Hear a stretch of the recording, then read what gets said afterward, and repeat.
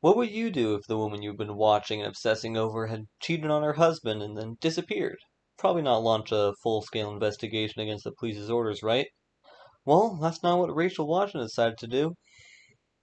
The Girl on the Train is a murder mystery thriller filled with adultery, divorce, alcoholism, and murder.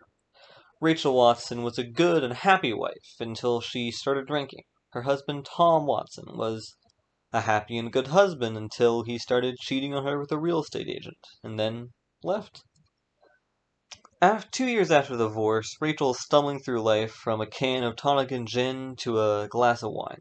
The only good thing in her life is the train ride to and from work every day. The train stops outside the home of a happy couple, having everything that Rachel could possibly want in the world.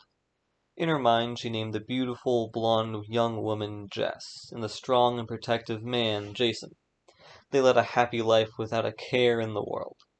But one day, Rachel's illusion is shattered when she sees Jess with a man that is not Jason. Megan Hipwell feels very tied down. She was always an adventurer at heart, so settling down with a husband with nothing to do all day is driving her crazy. So her husband Scott recommends her seeing a therapist. So Megan starts relying on him for emotional and then more physical support. Several days after Rachel sees Jess kissing the other man, she sees an article in the newspaper about Megan Hipwell gone missing, a photo of Jess accompanying it. After this, Rachel becomes more and more obsessed with Megan and her disappearance, until she just has to look into the mystery herself. So overall, I thought this book had a pretty good story and pretty good writing. The mystery element was not the best, and as with most thriller mystery books, it had a twist at the end, but with good books, you're usually able to predict and piece together what's going to happen way before the characters do. But with this book, you only started getting real clues and hints to what was going to happen a couple chapters before the big parlor scene where everything's revealed.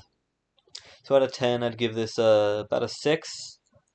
It wasn't anything bad, but it wasn't amazingly spectacular. If you want a real true mystery thriller, this is not the book for you, but if you want more of an adventure and cheap thrill, I would recommend this book.